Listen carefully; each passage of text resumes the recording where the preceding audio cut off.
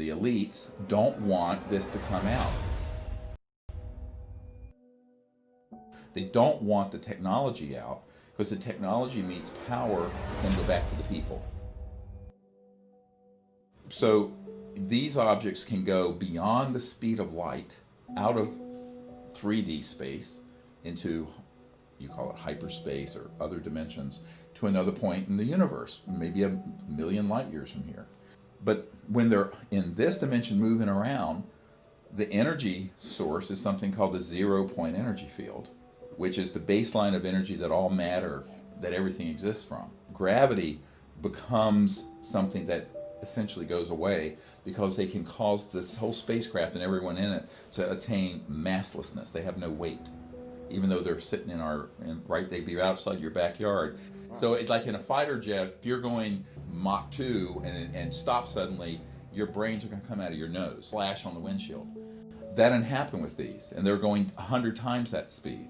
However, if it was disclosed, it would mean the end of oil, the end of gas, the end of public utilities, the end of ExxonMobil, hundreds of trillions of dollars of assets would vanish.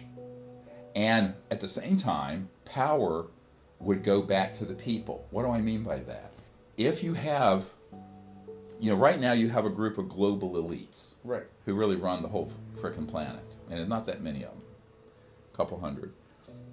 Those folks would become relatively unimportant if you and all of us had the ability to have our own energy source, travel source, and even manufacturing with zero cost and without a supply line going to oil tankers and public utilities. So the power elites don't want to lose their power. They want to hold on to power. And I always tell people, basically, we're all slaves living on someone else's plantation. U.S. plantation is doing better than the Nigerian plantation. However, we're all slaves living on someone else's plantation. And that masters and slaves dynamic, which is a holdover from ancient times and the 1800s, is still operating today. Most people don't realize it. So in the United States, the power isn't sitting in the White House or the Congress. It's sitting in a group of folks who are inside government, but also inside big tech corporations who don't want this to change. They don't want the technology out because the technology meets power is going to go back to the people. Really, it's going to go back. Where every single home and village is going to be self-sufficient. A UFO is nothing but an alternative energy and power source. And when you look at these 0-point energy devices that are within them, that are at the core, like we have an Air Force officer in the film Unacknowledged talking about this rectangular thing about this big, that you can power a city, that they took out of one of these crashed extraterrestrial craft. That was studied and reverse engineered, figured out how it was working in the 40s and 50s. And so by 1954, we didn't need fossil fuels, jets, cars, rockets. It's all been obsolete. So why the hell aren't we using this stuff? The machine and the man and the elites don't want this to come out. So they make all these cartoons and ridicule the whole extraterrestrial issue while still feeding us to it in a frightening way.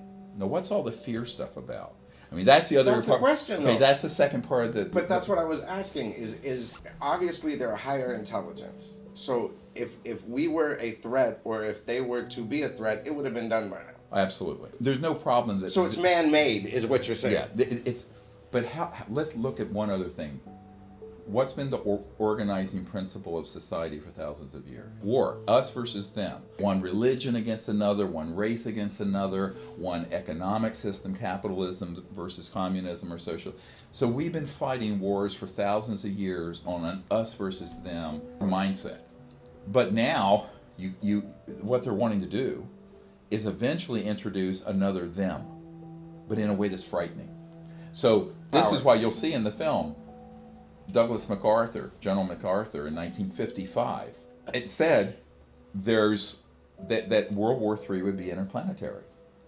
Ronald Reagan at the UN said, wouldn't our job of creating world peace be easier? We had a common alien threat to unite against and fight. What they're wanting to do is do two things: keep the technologies hidden for their own use, while all the rest of us are scurrying around in relative poverty. I don't care if you're a billionaire; you're in relative poverty compared to this stuff. And then number two, they want to be sure that when it does come out, people have been brainwashed through movies like Independence Day and other things, that there's a threat out there. Because they want to unite the world around a common alien threat, which doesn't exist. The mistake that everyone makes is that the government that we see on CNN or on whatever network, Fox, is actually in control over all this stuff. That's a myth. It does not exist. So this kind of permanent bureaucracy, it kind of does what it damn well wants. And if they want to tell a president, they will. If they don't, they won't, or they'll tell them a half-truth. Like with Ronald Reagan, they told them, oh yes, there are extraterrestrials out there, but they're a threat, and we want a few $100 billion to build Star Wars. That's how they played Ronald Reagan. So it's all about how they can manipulate these politicians and the public through the media. Now let's go to another myth, the media, all right? Now, the media, we have in this film, unacknowledged, an Air Force intelligence officer who states on the record that he would carry bags of cash to people in the media to buy them off, to get them to say things to the public on this UFO issue and on other issues as well. And it's counterintelligence. That's what counterintelligence is. So everyone thinks we have a free press. That's another myth. So the fact that we have an operating democracy, myth. Free press, myth. And here's the other one, big one, huge, that we have a free market economy. Because mainstream organizations, scientific organizations, have said there are 5,135 patents that have been seized and kept secret by national security orders. Well, it is like the Congress and the president is approving all those seizures. There's a bureaucracy. So let's say that you're a guy at MIT and you discovered this 0-point energy field and create a device that would run everyone's home on free energy. So you have no power bill. This is fantastic. Guess what? These Nazis are going to kick your door in, and they're going to have a national security order, and they're going to say, we're seizing this technology, and you are under a gag order. And if you speak of it, you're going to go to prison and be fined millions of dollars. Now, this is not a conspiracy theory. This is mainstream knowledge, except it's not reported on CNN, and it's not reported on NBC or Fox or any of the media. So the public needs to know that there are basically two governments. There's the government that is portrayed in the media, and then there's this unacknowledged special access system government that's very black and very secretive. And it's not a conspiracy theory. This is what we're going to prove. Because we have now whistleblowers coming forward giving us all the information on it. And so the brainwashing has happened for decades. It's conditioning to the fact that there has to be a threat from outer space, because they want to grow the military-industrial complex so that it's not just one group fighting another on this planet, but it's all of humans fighting interstellar civilization. Well, when Eisenhower said, watch out for my homeboys, yeah, it's like, wait a minute. Like, okay, you're a general saying, watch out for these guys. He says, beware the military-industrial complex. And he wasn't talking about the normal people in the military. I mean, I've done briefings for the CIA director, generals, the head of the Defense Intelligence Agency, which is as big as the CIA, but it's in the Pentagon, the head of intelligence for the Joint Chiefs of Staff, the head of the Ministry of Defense in Great Britain, all those people. And every one of those people that I briefed didn't know anything about this subject, because there is a deeper unacknowledged special access project, USAP. Memorize it, unacknowledged special access project. So these unacknowledged special access projects are so deep black that even when Clinton, who's CIA director I briefed, asked about this, he was basically told, buzz off, we're not going to tell you. Jimmy Carter was told by the CIA director at the time, when he got elected, George Bush Sr., that he would not be told about this issue. Because that was the very first thing Jimmy Carter asked about, because Jimmy Carter saw one of these UFOs, and I have his report when he was governor of Georgia. So I think that people have to understand there's two governments here, and at least 20 compartments beyond the president.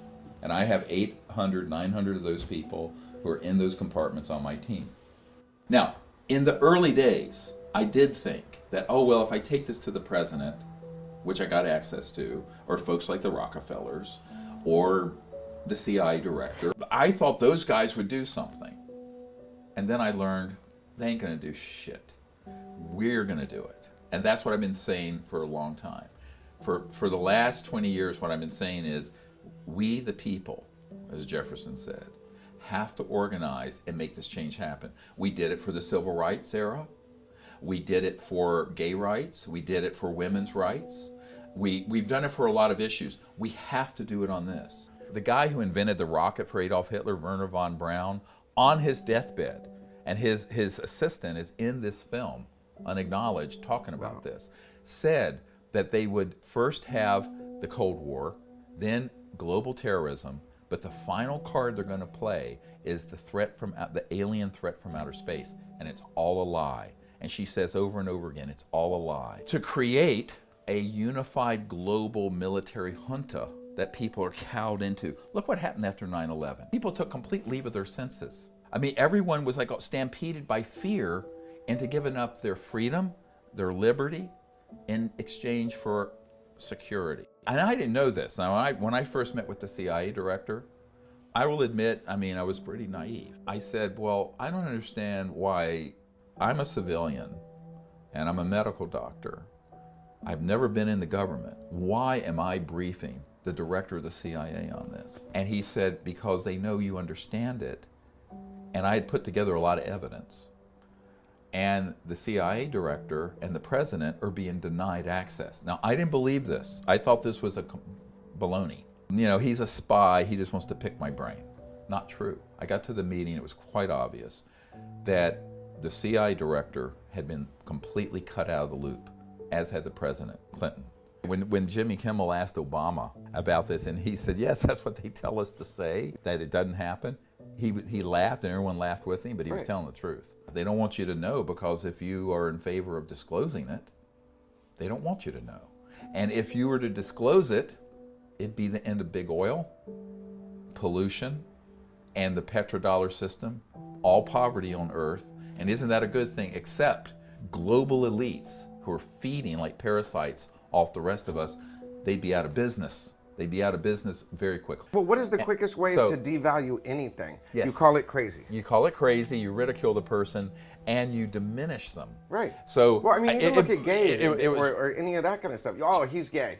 Yeah. So it was very, very hard for me as a doctor to be public.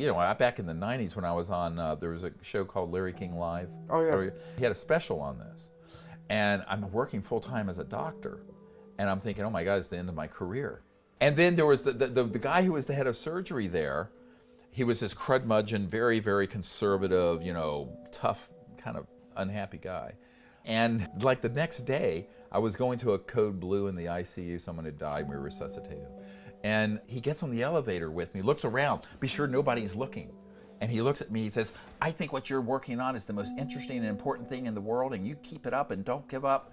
And then the door opened, and he looked around to be sure nobody was around, that he was talking to me, and dashed off. It's like so many people are interested in this and in the closet in it, because the reason is there's 60, 70 years of intensive ridicule that's been funded through the media, through movies and everything else, so that if anyone takes this seriously, they're just called kook or a wacko. And that's been done very deliberately. I have a CIA document from the 50s describing this is what they're going to do. We're going to debunk it, we're going to ridicule it, we're going to make people look like whatever, fools if they think this is real. So that's very effective, because most people are still kind of like in junior high and high school, where they're worried that their peer group is going to make fun of them. I think we're at least 100 years past the time when people need to grow up on understanding the true nature of our government and science and religion and all these things. And I think we have to go into sort of a post-human future where we become an interplanetary future and an interplanetary society. And that's where we're headed. But it's being stopped by people who don't want us to make that big change.